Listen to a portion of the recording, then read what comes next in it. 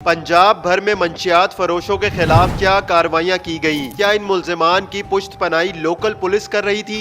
ये गंदे एसएचओ की सरपरस्ती के बगैर नहीं हो सकता कि यूनिवर्सिटियों में, कॉलेजों में टाफियों की तरह बिक रही थी। सीसीडी लाहौर ने वहां पे रेड किया, उनकी तादाद सैकड़ों में है। मनशियात के खिलाफ सीसीडी ने काम शुरू किया और इस सिलसिले में मैं आपको बताना चाहता हूँ, एडिशनल आईजी साहब सीसीडी सुहेल जफर चट्टा साहब को आईजी साहब पंजाब डॉक्टर उस्मान अनवर साहब ने कहा कि सीएम पंजाब मरियम नवाज शरीफ साहिबा का ये विजन है कि सूबे को ड्रग फ्री करना है। क्या आप कर सकेंगे? एडिशनल आईजी साहब ने कॉन्फ्रेंस कॉल करके तमाम सीसीडी के अफसरान से पूछा कि क्या आप पंजाब को ड्रग फ्री कर सकते हैं? तो तमाम ने कहा कि जनाब हम बिल्कुल कर सकते हैं। कितना वक्त चाहिए? किसी ने कहा 10 दिन दे दे, किसी ने कहा 1 हफ्ता दे दें। एडिशनल आईजी सुहेल जफर चट्टा साहब ने कहा सिर्फ 72 घंटे के अंदर मुझे पंजाब ड्रग फ्री चाहिए।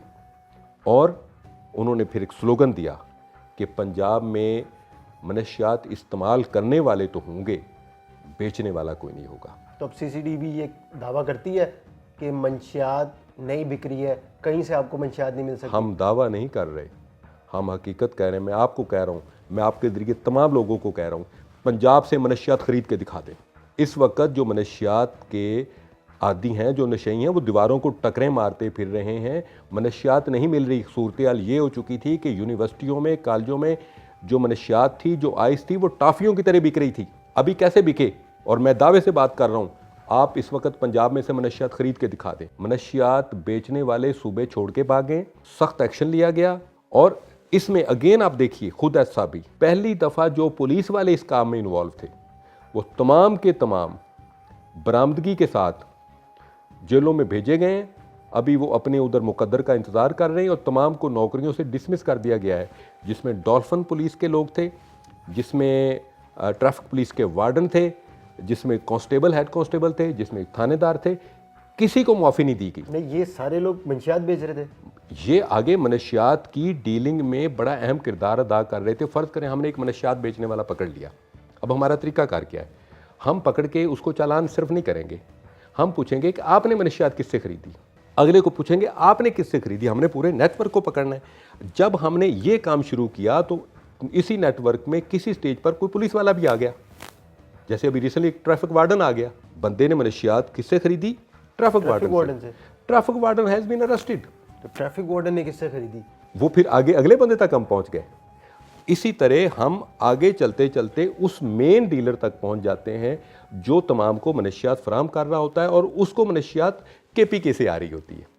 गाजी कक्का जो कि मनशियात फरोशी का सबसे बड़ा गढ़ था, ज़िला लाहौर, ज़िला शेखुपुरा, ज़िला गुजरांवाला को गाजी कक्का से मनशियात फराहम हो रही थी और लाइनें लग के बिकती थी। लोकल पुलिस की मैं समझता हूँ ये नालायकी और नाअहली थी। उसके बाद सीसीडी लाहौर ने वहाँ पे रेड किया।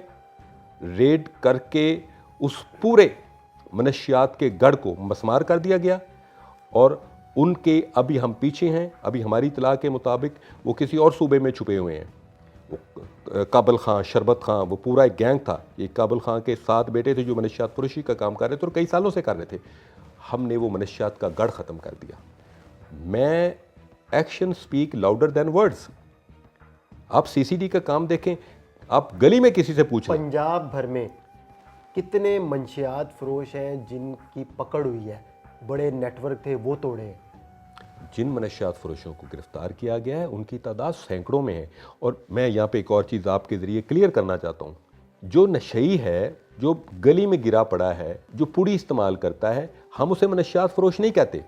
वो तो विक्टिम है, वो तो इस सिस्टम का एक बेचारा टारगेट है। बड़ा डीलर जो है ना नहीं, मैं कह रहा हूँ बड़ा डीलर जो है वो इसमें मुलव्वस है। वो मुलव्वस है। जो बिग गन, जो मनशियात का कार्टेल चला रहे हैं, जो मनशियात का पूरा नेटवर्क चला रहे हैं, जिम्मेदार वो लोग हैं। उन लोगों को पकड़ के मंतकी अंजाम तक पहुंचाया गया, कितनी तादाद है? मैंने बताया ना कि उनको जिनको गिरफ्तार करके जेलों में भिजवाया गया और मुकम्मल केसेस के साथ किया गया। मंशियात फरोश तो पहले भी जेलों में जाते रहे हैं, वो फिर कई सालों के बाद उनकी जमानत हुई, बाहर आके दोबारा से नेटवर्क काम करता है। ये केसेस पूरे टेक्निकली प्रोसिक्यूटर्स हजरात के साथ मिलकर तैयार किए गए हैं। इंशाअल्लाह ताला एक तो इनकी ज़मानत नहीं होगी اور دوسرا یہ کہ جو منشیات فروش ریڈ کے دوران جنہوں نے پولیس کے ساتھ مزاحمت کی، کیونکہ آپ کو پتہ ہوگا منشیات فروش ہمیشہ جب بھی ریڈ کیا یہ پولیس پر فائرنگ کرتے ہیں، کیونکہ ایک تو بڑے بااعتماد ہو چکے ہوتے ہیں، دوسرا اسلحے اور پیسے کی ان کے پاس فراوانی ہوتی ہے۔ تو جن منشیات فروشوں نے اس دوران پولیس پر فائرنگ کی ہے CCD پر، تو کراس فائر میں اگر وہ مارے گئے ہیں تو ان کا علیحدہ کیس مکمل کیا گیا ہے۔ ایک بات کلیئر ہے، پنجاب منشیات فروشی CCD نہیں ہونے دے گی، CCD ڈالا کلچر نہیں چلے گا۔ CCD سے پہلے منشیات بکری تھی، کیا لوکل پولیس پشت پناہی کر رہی تھی؟ میں جنرل بات کروں گا۔ پیڈ کرائم، چاہے وہ جوا ہو، چاہے وہ منشیات فروشی ہو، چاہے وہ کوبہ خانہ ہو، یہ پولیس کی سرپرستی کے بغیر نہیں ہو سکتا، یہ گندے SHO کی سرپرستی کے بغیر نہیں ہو سکتا۔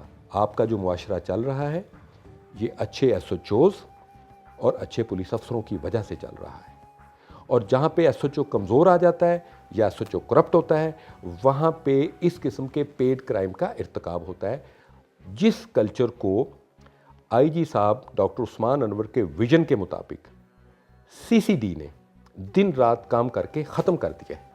اب دیکھیں اب پیڈ کرائم کیوں نہیں ہو رہا، میرے کچھ سوالات ہیں۔ اب ڈالوں پہ مشٹنڈے مونچھوں کو تاؤ دیتے اسلحہ لے کے کیوں نہیں گھوم رہے؟ اب گلیوں پہ ہماری بہنوں، ہماری بیٹیوں، ہماری ماؤں کو اب کیوں نہیں چھیڑا جا رہا؟ اس کی وجہ یہ ہے قانون کا نفاذ ہوا، انفورسمنٹ آف لا ہوئی، قانون کا بدماشوں اور گنڈوں کے لیے خوف پیدا ہوا اور شریف لوگوں نے تحفظ محسوس کرنا شروع کر دیا۔ یہی سب سے بڑی کامیابی، اور اس سلسلے میں میں آپ کو وہ تمام اعداد و شمار دے سکتا ہوں کہ جو CCD بننے سے پہلے کرائم کی صورتحال تھی اور جو CCD بننے کے بعد کرائم کی صورتحال ہے۔